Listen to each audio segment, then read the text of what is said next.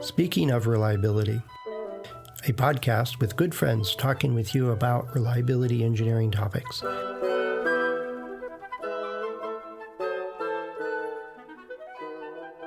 Welcome to Speaking of Reliability.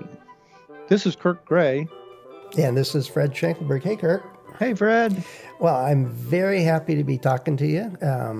As of today, I have power, internet.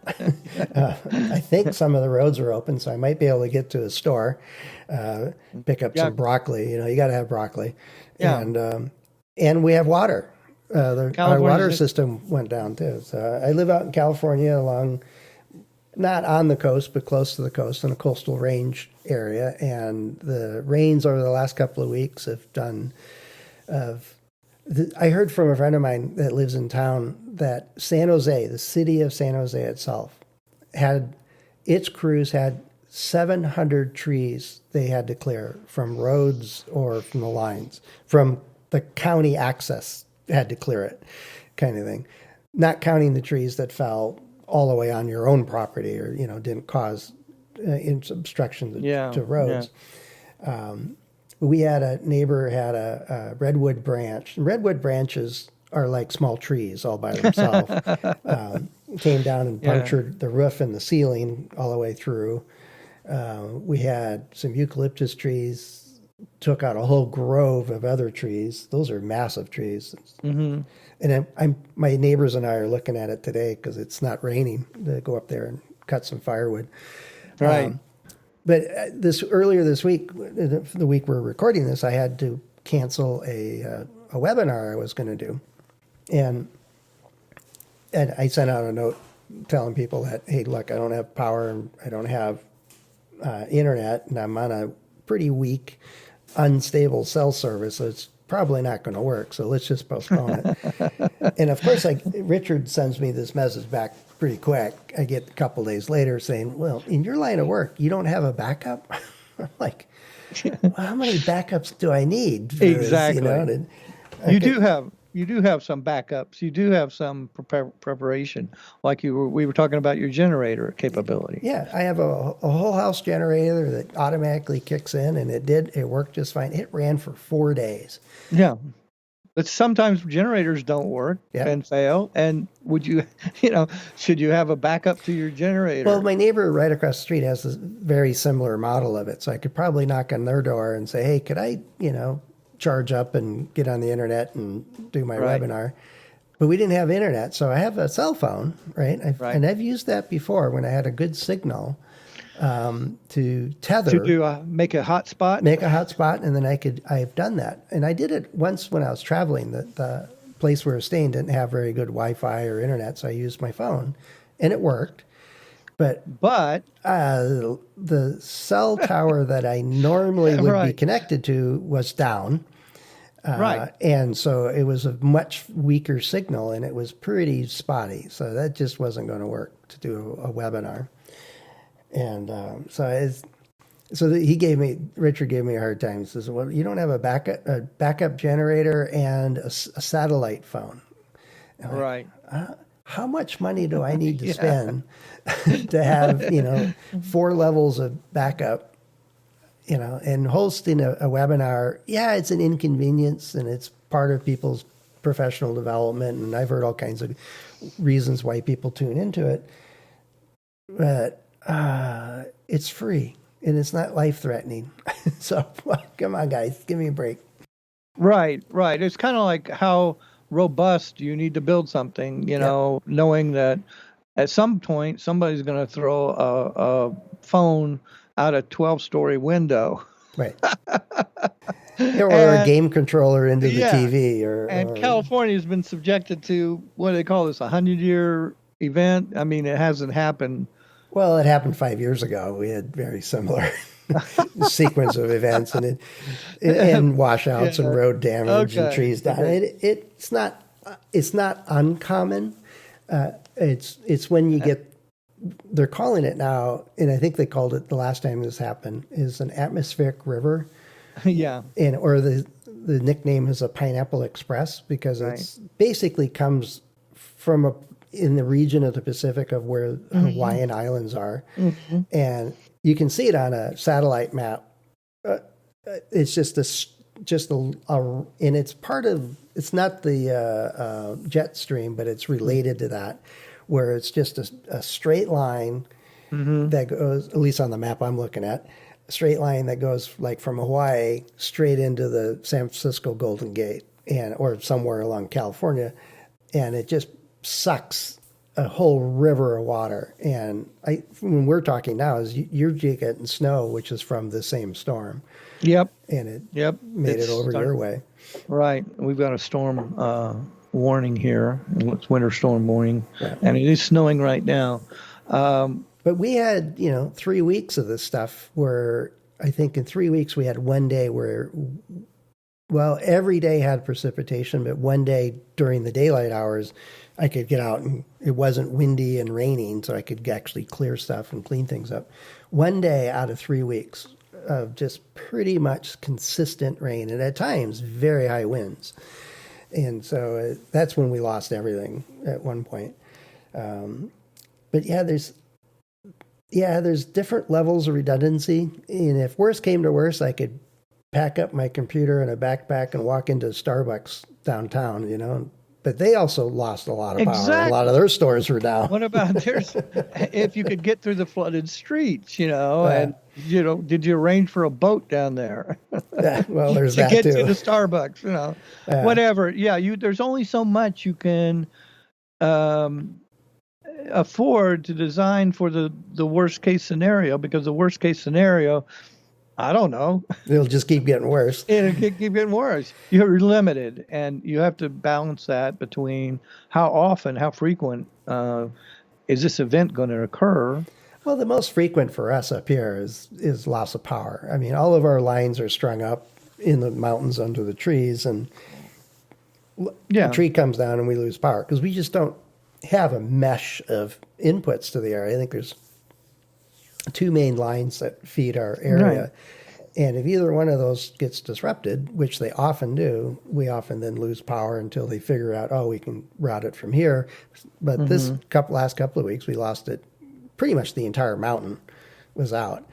Right. And so and then in the summertime, because of fire damage or fire risk, if a squirrel jumps up out of the power line, it shuts everything off. Because if you get a short, it'll often spark. And our local power company has been sued over and over again for starting fires. Right. And so they just have sensors on them now that just immediately shut it down. Now, I'd much rather not have, let me avoid a double negative. I'd much rather have no power than to have a wildfire rip through here. Because there's not a lot of backup for that.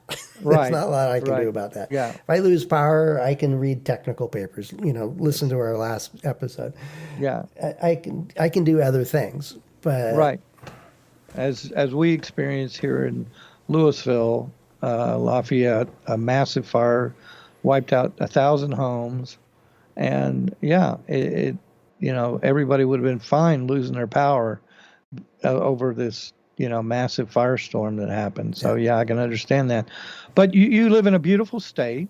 Part of the trade-off of that state is the earthquakes, the risk of fire, the risk of mudslides. Yep. I mean, it is gorgeous. Yosemite and the coast is dramatic, but at the same time, those are elements that have made California what it is, but also have subjected you guys to all those risks. We sometimes have, we had a fire risk, but not generally in our Front Range area. Yeah, well, now you're rethinking that. Now we're rethinking that. But then we have a minimal earthquake risk here, but there is that. But it's not like California at all with the San Andreas Fault. So, and then you have the forest fires, and they're beautiful to live in. You live in a beautiful redwood forest, and that's part of the trade-off, I guess, of anything. Well, it's same in product design or same in system design or anything is, what levels of redundancy or backup systems or trade-offs are you going to make? Right. And to be totally honest, is the problems I'm facing of having to cancel a webinar. I heard the expression a couple of years ago. Isn't that a first world problem? It's like Exactly. it's Exactly. now having water out for 3 days, that was a bit like, well, I know the people that are working on it to get this up and running again, and we're getting we had power back and internet back, so we're getting twice a day updates of progress and what's the status and what's the next step and everything else. It wasn't like the creek ran dry and it's a 50-mile trek to get into town. Yeah. The next river is 2 miles away. The problems we were facing is I'm so accustomed to just fire up the computer and get online and do all the work from home, entertainment. When the internet's down, oh man, and now my streaming music service doesn't work. Oh my, woe is me. What do I do now? Certainly a major difference between loss of life or risk of life being lost or anything like that. And that's kind of, when we look at reliability problems, anything that would cause a potential loss of life is certainly the highest priority. And anything else like loss of function of, your computer for a bit. Loss of data is also a terrible thing. But, it's certainly on what you're talking about is losing a ability to do a webinar versus losing power and somebody's oxygen supply system, or they're in a hospital situation. It could be. That's a different story. It's a different story. And so where I'm at, and for how we're living and stuff, there are risks that a tree could fall in the house. And they are big trees. Yeah. Luckily, redwoods don't tip over very easily, so they throw big branches at you. That's why they've been there 1,000 years or 500, right? Well, yeah, except my neighborhood was clear cut in the late 1800s, so the oldest trees around here are about 100 years old. Oh, okay. So they're just babies. They're getting started. Yeah. It is beautiful. It is a trade-off. But it's the same thought process, though, is like if I really wanted to do this webinar, and I have been very proud that over the last 8 years now, I think I've postponed maybe or canceled less than 5, maybe only 3. Right. And if it had been 25 or whatever, you'd had to address the whole issue and maybe done them from the Starbucks. Well, yeah, you did them from Starbucks.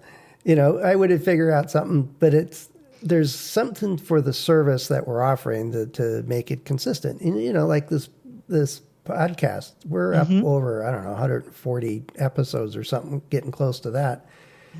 And we do 2 a week now, and we have been for years. And we do enough of, get it done ahead of time so we get the editing done. And there's been times where I've up against the deadline and, get internet back, or I have to use my cell phone to upload a 30 megabyte file. Right. Which is painful when you're used to high speed stuff. Yeah. But, I try as best I can, but I'm not going to, put 5 navigation computers on my car just so I could find the Starbucks. Is that mixing metaphors, or is that different mixing references? I don't know how that works. But it's life's trade-offs. So I don't know. There's everybody has to make that judgment of how much they're going to back up. Like I say, if you had somebody and I did. My father was in Dallas on an oxygen machine. It was a concentrator and needed that. And Dallas had a very rare snowstorm that knocked out power and took down trees. And our house, in Dallas, it was there was no heat. And it was 30 degrees, and he was bedridden with oxygen. And I, fortunately, when I had scheduled before that a visit to go up there, so I was planning to drive up there from Austin to Dallas. And I picked up a generator on the way. And that was a lifesaver because I plugged it in and plugged in his heater in his bedroom. We closed it up, and it was able to run a pretty good heater inside the bedroom to keep him warm in his electric blanket. But it was a matter of survival. And Well, you're lucky that you were even able to find a generator. exactly, before I got to Dallas, because they were all sold out in Dallas, I found out later. Yeah. I stopped at Waxahachie at Home Depot, and I've got the last one, I think. Yeah. No, that happened up here when we had all these power outages for fire safety. Yeah, everybody went and grabbed a generator. It's, well, you got to prepare, be prepared like the scouts or whatever. But that was a once in a 50, 100-year storm for Dallas, where they were. And it's rare that they lose power. They might have a rolling blackout or brownout or whatever for a couple hours. When the high heat in the summer, they've been doing that. But it's a balance of what do you need to prepare for, and then how deep do you want to go, and it's a cost benefit trade off, obviously. Right. Right. Up here, we go through seasons of fire preparedness and clearing brush and doing all that stuff, and then we're in the wintertime, we know we've got regular power outages because the tree's coming down. So it's not everybody has generators. But I bet you a big percentage do, right? Well, a good number do. But most of the time the power's out for a day or two max. And so people get their ice chest out and get a bag of ice, or if a storm's coming, you freeze a bunch of stuff and then you use that to keep everything cold in your fridge. I mean, my mother-in-law, she would freeze. She had a full-size freezer, and she would freeze all of these blocks of ice. Mm-hmm. And she would just one at a time transfer those over to the refrigerator, and just the old ice chest kind of concept. She goes, "I knew how to run an ice chest before you were born." Yeah, the old straightforward method. Yeah. Well, here, obviously in our area, I bet you very few people have generators. Oh yeah. Because rarely, even though we do have heavy snowfall, sometimes knock out things, the system has been built to withstand that for the most part. And you can't really withstand falling trees or mudslide. Well, you can. You bury it, but then the ground moves, and that exactly. Earthquakes. No, we have all kinds of trade-offs here. But it's it just reinforces that you think through what the risks are, where the challenges are, and what's important and not important. What are you willing to put redundancies or backup systems in place? But then for emergency type situations, or let's say your product fails in a way that makes it unsafe, well, what's the recourse? How are you going to avert that, or avoid that, or minimize that, or make it fail safe? It's got to think through what happens when a tree falls on your house. What are you going to do? And part of it is adapting also to the changes. If a change, like your product you find is being used in some kind of different way than originally designed. But climate change is possibly going to be causing more storms. Oh, yeah. Certainly may raise the ocean so that lower level areas will be have a water. I mean, the shoreline will be starting to. This week there's one of the quotes on the local news was like, I'm not accustomed to seeing seaweed washed up 3 blocks up the hill. Yeah, but prepare for that, and your utilities and everything else is going to be. So people have to start putting that in now that we are building infrastructure and other developments. They're going to have to be aware of that. Just like houses in San Francisco and your area are built to withstand some ground movement. Yep. And not here. We don't really consider that. So. So you do what you can. For those that were scheduled for that webinar, my apologies. We do our best, but there was a couple of hurdles on that one. And Richard, thanks for your comment about given my line of work, I should have had backups. Well, I did, I thought. You did. How many levels of backups do you need? Well, the satellite phone made me laugh. It was like, I don't know how much they cost, but I don't imagine they're cheap. No. Nope. no. And cell phones work great and fantastic Most of the time. 99% of the time. That's right. So anyway, we survived, and just roll with the punches and do what you need to do and get by. And yeah, look out your window and see what a beautiful place you live in, Fred. yeah, you don't want to do that when there's a 60-mile-an-hour wind going through it. It's not a pleasant sight then. No. But anyway, if how do you prepare, not only for natural disaster type stuff, but also your products to besides the safety stuff, how do you keep the functions running? And how much redundancy do you think you need in these products? And how do you make those decisions? And be curious of how people actually go about doing that. Right. But let us know. Head over to sendoreliability.com/go/SOR. A couple ways for you to get in touch with us there. Kirk and I and the other hosts are available through LinkedIn and our About pages. A good part of the show, it's been a little dry. It's not just my email's been slow because of all these other issues, but I haven't had all that many questions lately. So Kirk and I and all the others really do appreciate getting and hearing what you got on your mind or what questions you may have. And that certainly makes for great topics for future episodes. So let us know. So with that, Kirk, I think while it's sunny out here, I'm going to go clean the decks and clean the gutters and prepare for, it's supposed to start rain again tonight, overnight. Yeah. So and more then coming. we're supposed to get your second moisture later after this snowstorm. So I'm hoping this will end soon, but we'll probably have a snow day here for the most part. You got nothing else to do. No, you can attach a snowblower to your electric scooter and make it work. So anyway, all right, good luck to you. Stay safe. Thanks a lot. Take care. Cheers. Thanks for listening to Speaking of Reliability. We invite you to join the conversation.